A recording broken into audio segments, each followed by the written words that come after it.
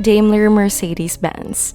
That these terms have to do with cars is clear, but what exactly do they mean? And more importantly, how did they come to be the billion-dollar enterprises they are today?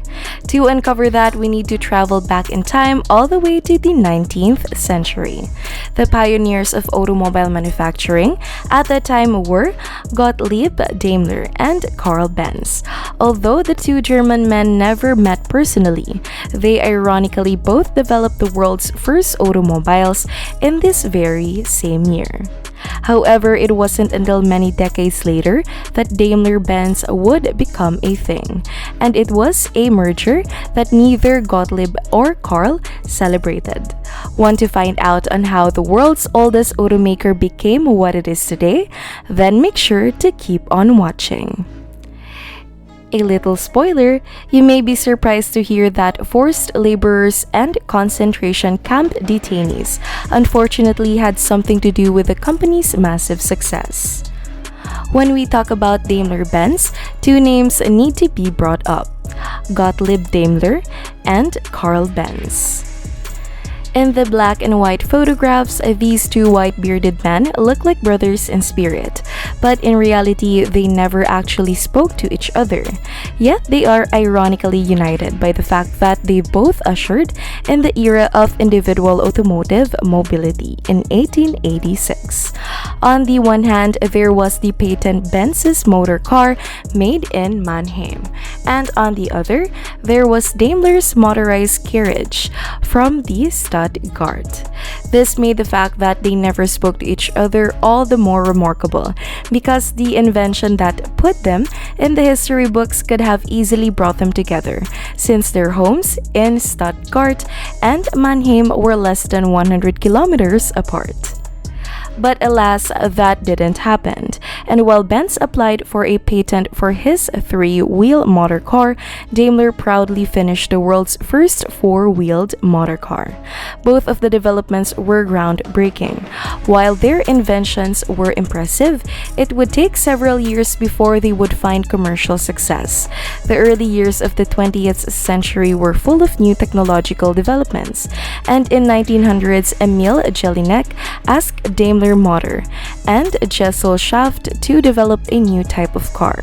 The vehicle had to be light, beautiful, and fast. In other words, innovative. Jelinek was a big name at that time, the largest dealer in Daimler automobiles, with contracts throughout the upper echelons of society.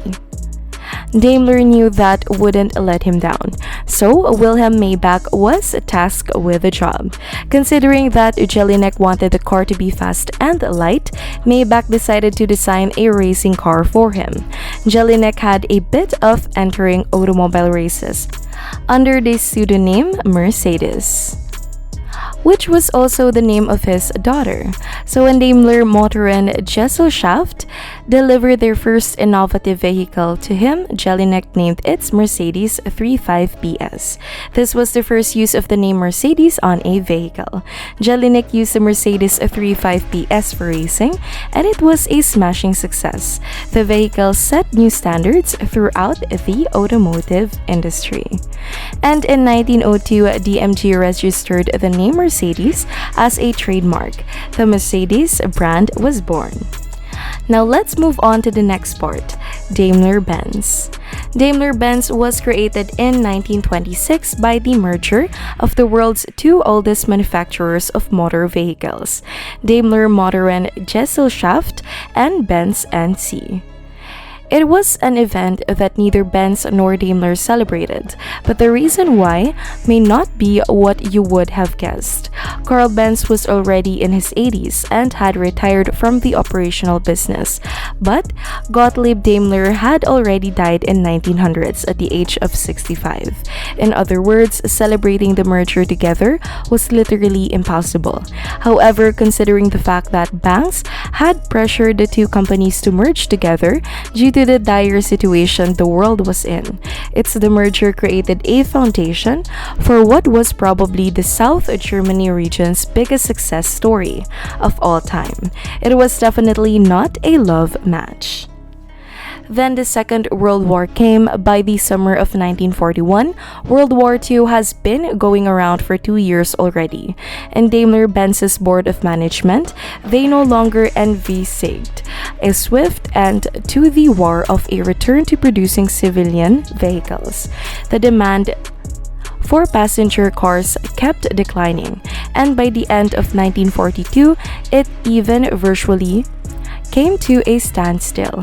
Instead, the most important line of business now was truck production, and Daimler-Benz was completely focusing on the manufacture and assembly of military components.